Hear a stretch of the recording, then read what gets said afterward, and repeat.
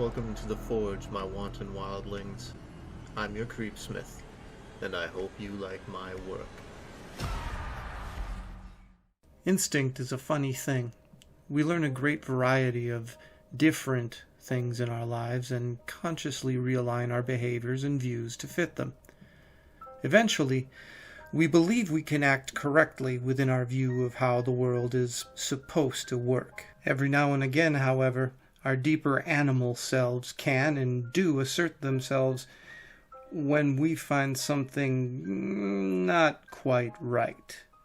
Like tonight's tale, firmly in the threatening end of the uncanny valley.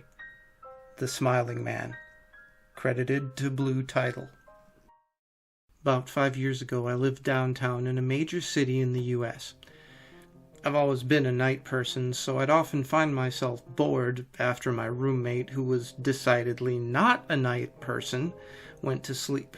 To pass the time, I used to go for long walks and spend that time thinking.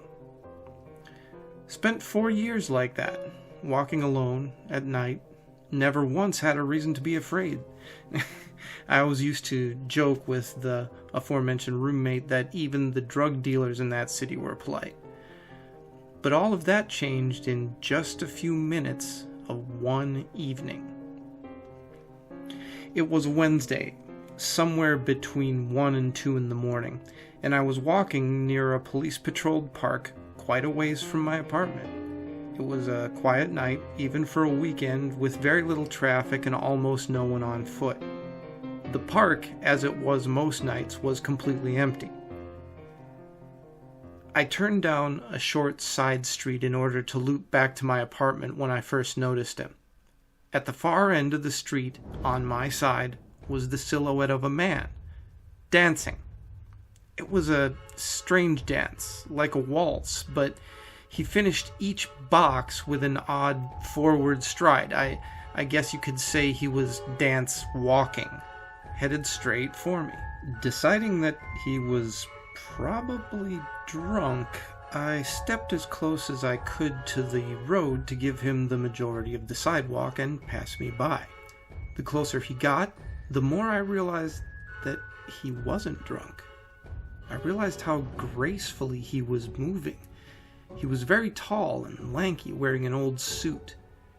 He danced closer still until I could make out his face.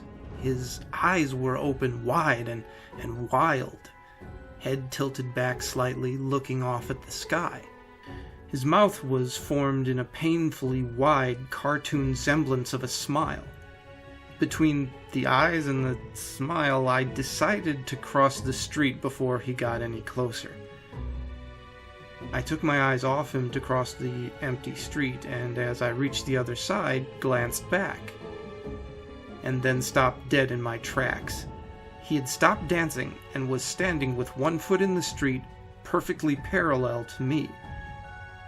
He was facing me, but still looking skyward, smile still wide on his lips. I was completely and utterly unnerved by this. I started walking again, but kept my eyes on the man. He didn't move. Once I had put about a half a block between us, I turned away from him for a moment to watch the sidewalk in front of me. The street and the sidewalk ahead of me were completely empty. Still unnerved, I looked back to where he had been standing to find him gone. For the briefest of moments, I felt relieved, until I noticed him again. He had crossed the street and was now slightly crouched down.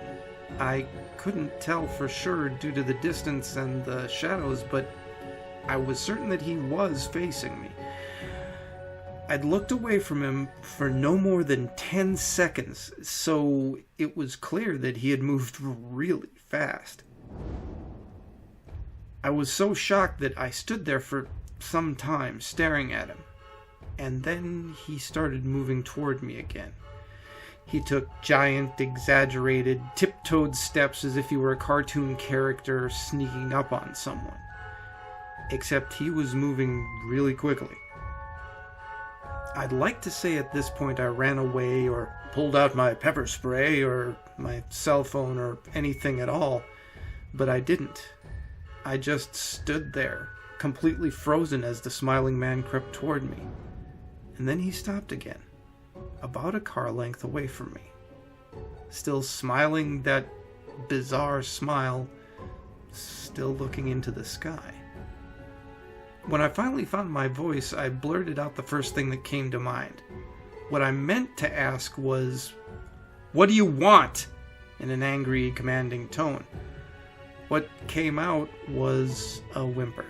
Regardless of whether or not humans can smell fear, they can certainly hear it. I heard it in my own voice, and that only made me more afraid. But he didn't react at all. He just stood there, smiling. And then, after what felt like forever, he turned around very slowly and started dance-walking away. Just like that. Not wanting to turn my back on him again, I just watched him go until he was far enough away to almost be out of sight. And then I realized something. He wasn't moving away anymore, nor was he dancing.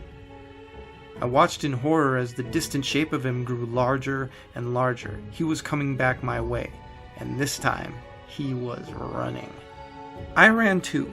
I ran until I was off of the side road back onto a better lit road with sparse traffic. Looking behind me then, he was nowhere to be found. The rest of the way home, I kept looking over my shoulder, always expecting to see his stupid smile, but he was never there. I lived in that city for about 6 months after that night and never went out for another walk again. There was something about his face that always haunted me. He didn't look drunk, he didn't look high.